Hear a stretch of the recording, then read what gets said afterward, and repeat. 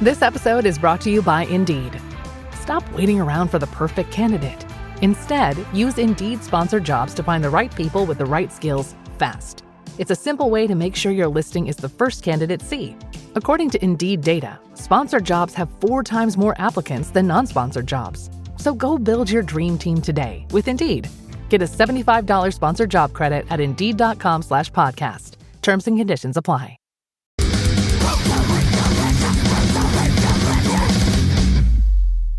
So anyway, thank you for taking the time. Where are you located geographically?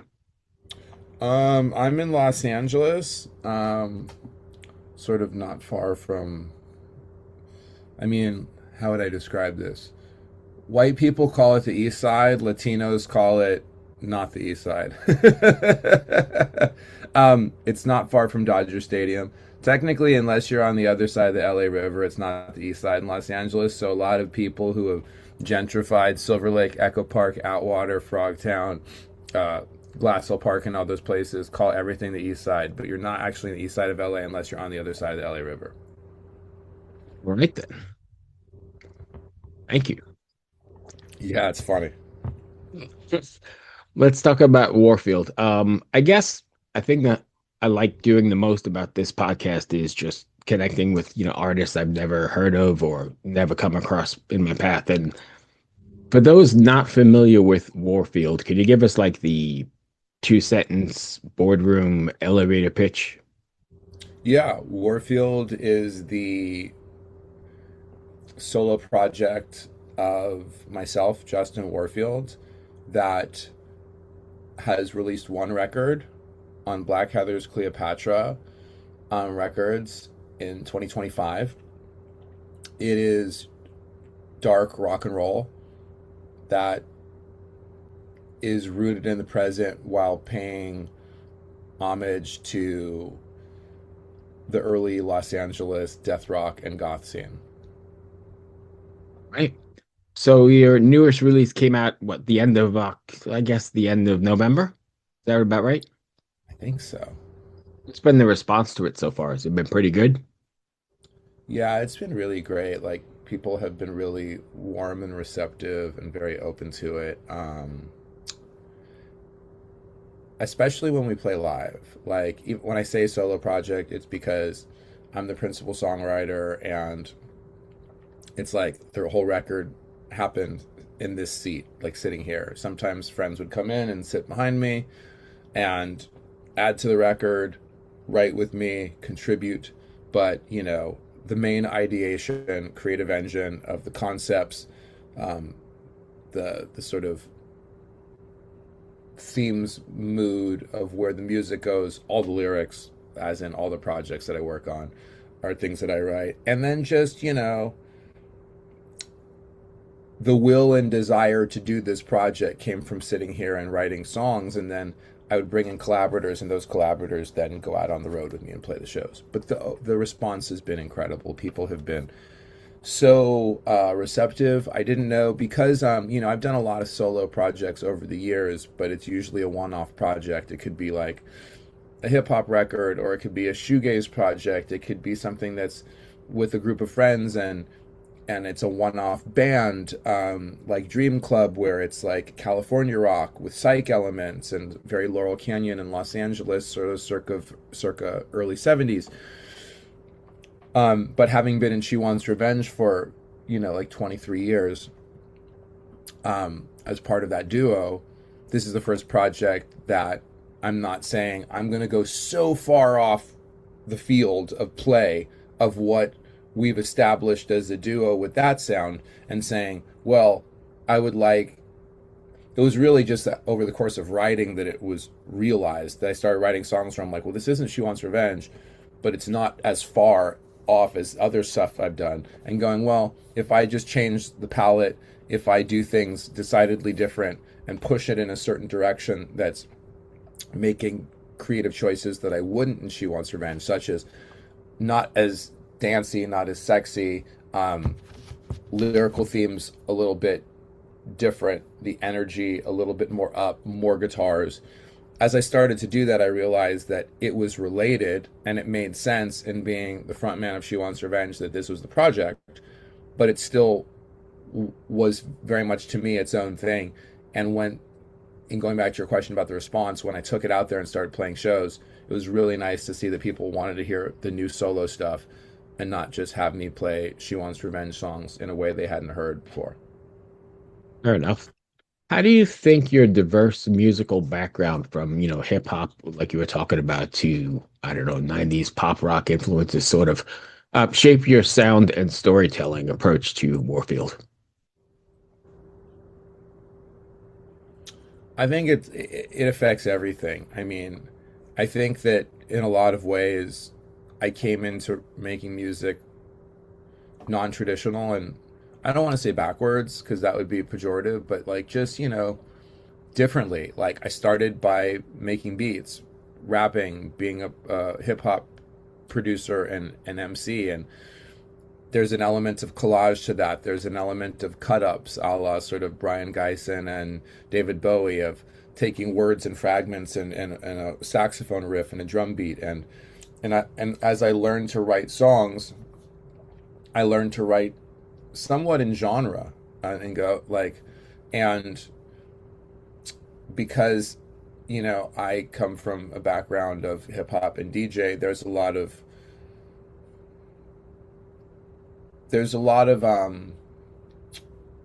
mashing up and combinations that are very natural in hip hop. That you can have a song by a group like A Tribe Called Quest, and it can have a snare drum from a metal band, and it can have a bass line from a jazz purist, and it can have a horn from somebody that was doing a fusion record or a funk record in the 70s, and then it can have a break that's from a totally different genre, but it all sounds good together. So I think coming from that background, there's less preciousness and it's more what works and what feels good. You know what I mean? Whereas if you sat with a partner and you were writing songs, or you were in a rehearsal room writing, and you were a band that was, say, trying to do trad rock like the Rolling Stones, if somebody came in with a riff that sounded like My Bloody Valentine, no one's going to want it. They're going to go, well, that doesn't sound like Mick Taylor, right? So when you're coming from a hip hop or a collage or a sort of producer or even anything of that sort of that 90s, like, there's like what Beastie Boys and De La Soul did. To me, 3 Feet High and Rising and Paul's Boutique are the blueprint for how to make, and also Sergeant Pepper's. Let's go all the way back. Like, those records couldn't exist without Magical Mystery Tour and Sergeant Pepper's, which was, where this one's going to sound like something that Paul heard on his grandma's, record player, from like, a traditional sort of bouncy, sort of happy sort of, song you would hear in a dance hall. And this one sounds like a heavy blues. And this one sounds like it's a classical song played on a harpsichord with sort of what their version of hard rock guitars were. So I love that idea. You ever Is everything, I guess, able to be brought to the table? Like, do you just pull from everything, or is there something that nah, I'm not going to go there? Well, I think at this point as an artist, I don't intentionally pull from anywhere. I think that what I like to do is to create from the subconscious. So for example, like the song that was sort of the blueprint for the Warfield album was All the Fun, Kiss Kiss Kiss. I sat down, I picked up a guitar, I sat down and I just went, and I was like, that's cool. Where'd that come from? And I put it through a bunch of pedals and distortion, and I picked up a bass and a guitar. And I was like, oh, that feels a lot like Romeo's Distress by Christian Death. It also feels like Kids from the Black Hole from Adolescence. Oh, same guitar player. Oh, that's cool. I'll throw a little chorus on, a little vibrato on it, because that vibrato sound will make it sound unsteady and create a sort of emotional tension. And then I put up a drum machine, turn it, excuse me, faster and faster until it's really fast. And I go, oh, the whole thing sounds different now. Only after do I listen to it and go, oh yeah, this reminds me of something that happened, at the Fender Ballroom, in Los Angeles, or at the Hong Kong Cafe in Chinatown. I don't set out and go, I want to make a song that reminds me of 1981 punk rock. I walk over, I pick up the guitar, something comes out of my fingers. Now, what's the backstory to that? I'm working on a screenplay that is dealing with these elements. I'm reading a book called Phantoms by Mikey Bean that's talking about the formative death rock scene in Los Angeles.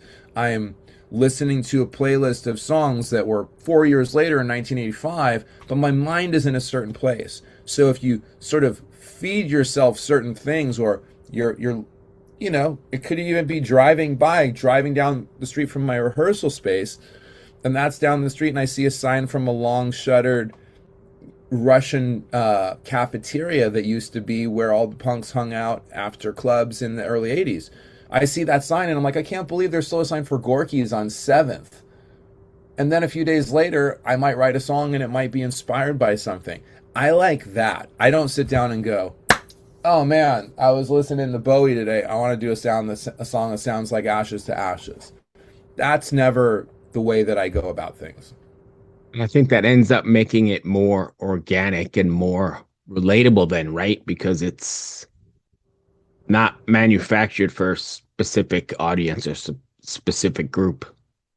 Totally. Now, there are times where there is an intention, but the intention is never specific like that. The intention is, I want to write a song for Halloween so that every Halloween I have a song to play, and every Halloween I have an original, and I want to add to the canon of a body of work of people that wrote songs for a time of the year. Now, there's certain things that come inherent, like sort of baked into that. It's probably going to be darker. It's probably going to have a certain, it'll either be really slow and really spooky or really fast and high energy. That's different, but never would I say, hey, I'm going to make a song that sounds like this. There are times where I say, I want to do a really slow song that just has like a really heavy, intense vibe, but I don't know what's going to come out of my fingers when I start programming or writing. So when you're writing then with the two projects together, do you, well, not together, but in your head and your life, do you write for a specific project, or do you write and then kind of go, well, this could be, She Wants Revenge, or this could be. It's a great question. So She Wants Revenge, we weren't recording when I made the Warfield record. So everything that I was writing was going to be for Warfield.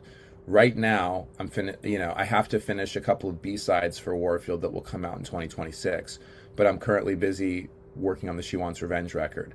And there's really no confusion there, because the way that we're recording this She Wants Revenge record is different than we have in the past. Usually we would sit in a room together, we would write songs, I would go off, write lyrics, sing them, come back, we would work on the songs together and change them, and they would evolve.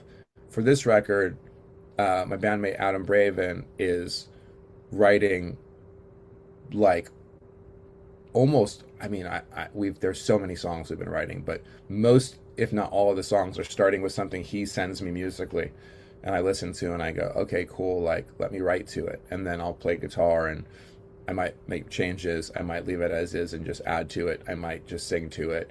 So it's a very different process, and so everything that he gives me is something that he's written that for him is either going to be She Wants Revenge if it's something that I add what I do to it, or if I don't and I go, hey, this real one doesn't really connect with me, he might use that for something else. Okay, fair enough. Let's see. In what ways do you think your collaborations with artists like Depeche Mode, Childish Gambino influence your direction and style? Well, Childish Gambino, I just got hired by my friend who worked at the label to do a remix, and it was sort of long before the period that really hit me hardest, which was the more sort of funkadelic, sly, sort of black revolutionary funk and psychedelic soul period, with like Redbone and all of that, which was my favorite era. I just knew of him sort of in the culture and lexicon, and I just did a remix. I would say that the remixes that are more, and he's obviously an immensely talented artist across a lot of mediums, but I would say that the ones that were more collaborations would be like when I do like a Depeche Mode remix or a Gary Newman remix, because in that I'm trying to capture, like, it's like always a dream, like, oh man, you wish you could produce like a record from one of your favorite bands. And so getting to do a Depeche Mode remix of something in the mid, 20 whatever it was, and going, I want to make it sound like Master and Servant, Speak and Spell, Black Celebration. And they've evolved so much musically since then, that the idea of being able to create a palette that sounds like the 80s, a true early 80s, and really make it a club banger, like if it was like 1983 or 84, was really fun. And then I think that I don't know that it influences what I'm doing, but it draws upon an itch that I have so that I can scratch it. I think the collaborations that have affected me more as an influence are more the mentors I've had in my life. Whether or not we recorded music together, the things that I learned from them in life, in the recording studio, over coffee and tea, in the recording studio, on the road. And I've been fortunate to have a number of those mentors, whether it was when I was very, young, 14 years old. It was a rapper and recording artist named Kevin Hicks, and then it was uh, Quincy Delight Jones III. He goes by QD3. That's Quincy Jones's son, the late great Quincy Jones, who gave me my start by signing me to my first record deal. That was Tim Simonon of Bomb the Bass, incredible record producer and electronic music artist from the UK. Nellie Hooper, who was his next door neighbor, who he introduced me to. Atticus Ross and Claudia Sarn, who had the group 12 Rounds in the late 90s, were signed to Trent Reznor's record company, Nothing. And now Atticus is obviously very well known as like, a Grammy and Oscar winning composer. Claudia Sarn is an incredible pianist and composer in her own right. Um, you know, my friend Bob Thiel, who is an incredible songwriter and musician, who grew up in the jazz world under his father, who created Flying Dutchman and was an A&R for Impulse Records and signed, John Coltrane, produced Love Supreme, co-wrote What a Wonderful World. Like, you never know where these people are going to come and show up in your life, and incredible women like Donna Matthews from Elastica, was somebody who I met in the very late 90s before, 2000, and came into my life. We became very close, moved in with her, and she just threw a bass in my hands. We started writing songs and jamming, and she taught me about Juice and Mary Chain and The Fall, and we dissected music together. It was an incredible relationship there. And then, along the way, I might meet somebody in a recording session, a writing session, and pick up a trick and learn something. I learned something from a full day and night I spent with Adam Braven from She Wants Revenge, working with Timbaland. I've learned stuff from collaborating with Adam Braven for 23 years because of the way his mind works and the way he sees music. I'm always open for that. I learn things from people that I don't work with. I've been influenced by Tyler, the Creator, who is somebody who I know, who I think is one of the most important artists of our time.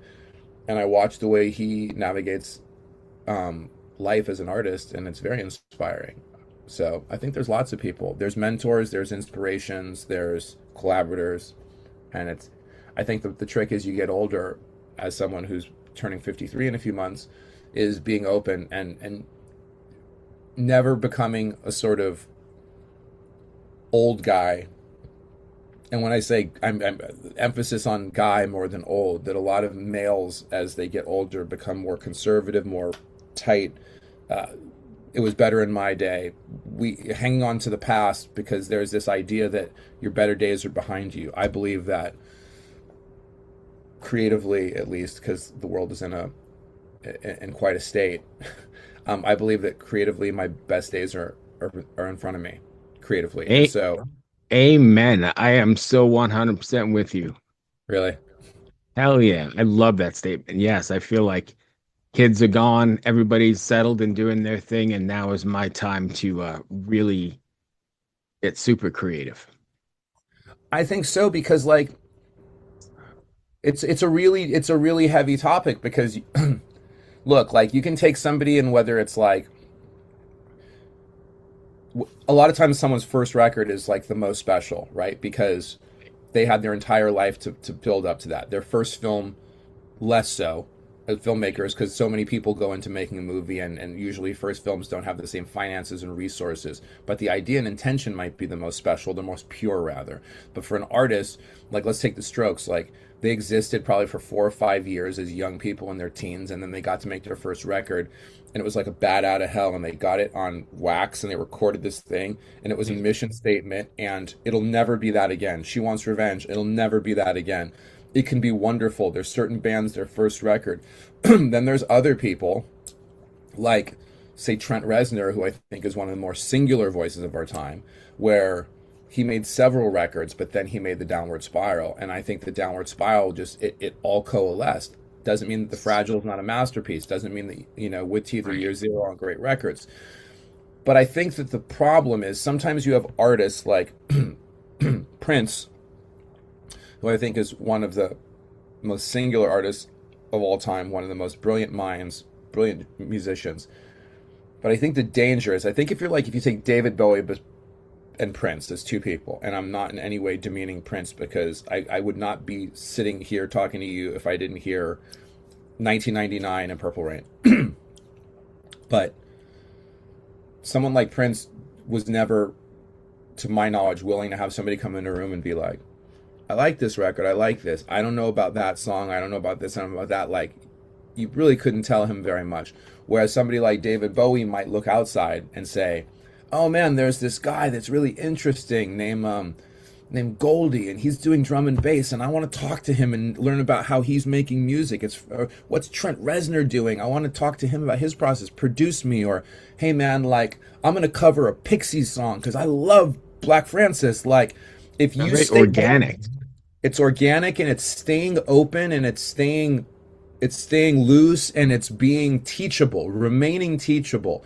Because once you're like, I got this, and no other voices can enter the conversation, I think that that's the danger for older artists, is when you are not willing to grow, adapt, change, listen, and be pliable. So as long as we are willing, and it doesn't mean we have to listen to what's new or look at what's new.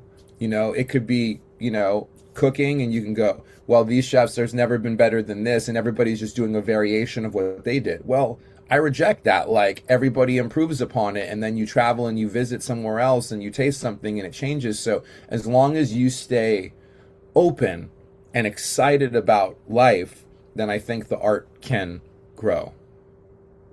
What's this look like live? Are you gonna be doing this live? What's that, Warfield? Yeah. Yeah, we've already played a tour of Eastern Europe. We played a couple of UK dates. We just finished a Okay. festival. We just finished a festival 2 days ago called Grau Zone in The Hague, in Netherlands. That was incredible, like a dark wave, goth, industrial, cold wave, minimal synth. A really incredible 3 day festival. One of the best festivals I've ever been to. We played a show at like a club in downtown LA with some other bands last week. Like, we just play, like, and it's so fun, and it's a 5 piece. I have a friend of mine named Mr. Pharmacist who's a keyboard player. He's about to go out with Cat Power. He used to play with Gossip. He played with Lydia Lunch. He had a band called the Delta 72. He's an incredible musician who comes from like a very like mod, goth, heavy post punk and northern soul background.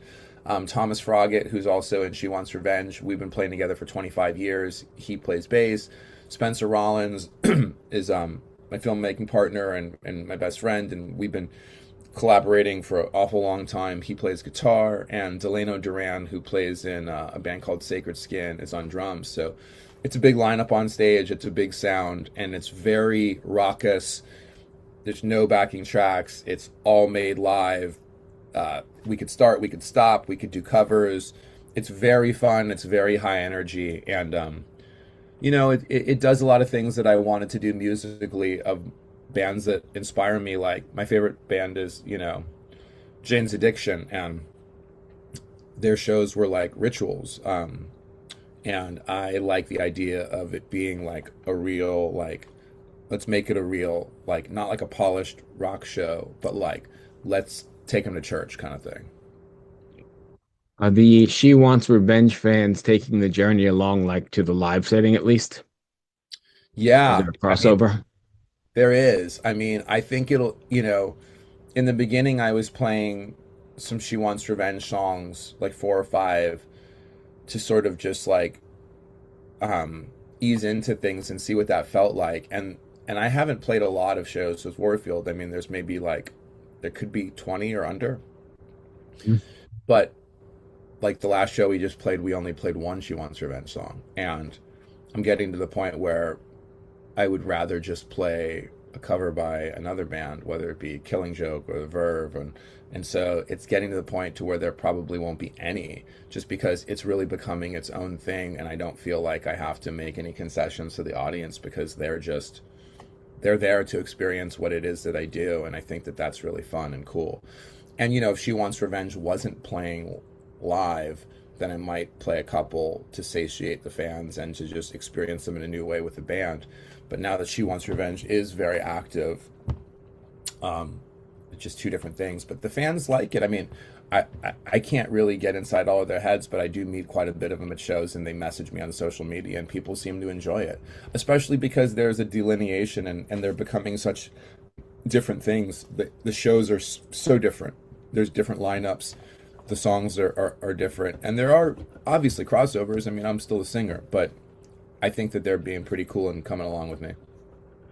Enough. So what's next for you guys then? Um, this year is going to be a balance of doing things with She Wants Revenge. It's the 20th anniversary of our first album, and we have some things we'd like to accomplish and do on that front. And it will be a blend of Warfield getting back out to Europe and establishing ourselves as a touring entity in the United States and North America. Yeah. And if fans want to find you, just Warfield. So actually, if you want to find me on Instagram, it's at Justin Warfield, and that's the best way. But also justinwarfield.com if you are a boomer and need a website, I guess. That wasn't too bad. That brings me to the end of my questions. I kind of know we went down a rabbit hole, but Oh, whoa, sorry. Someone's trying to. I've never heard that before. so, Let me see here. Yeah, sorry about that, dude. no, no worries. I said thanks for taking the time. I know we were all over the place, but that's kind of where they like it. That's me too. I mean, I don't even look at that as all over the place. I like conversations. Yeah. So I appreciate you, man. Thank you for taking the time. Thank you. Have a great Good week, luck. man. All right. Be well. Cheers. Cheers. Bye.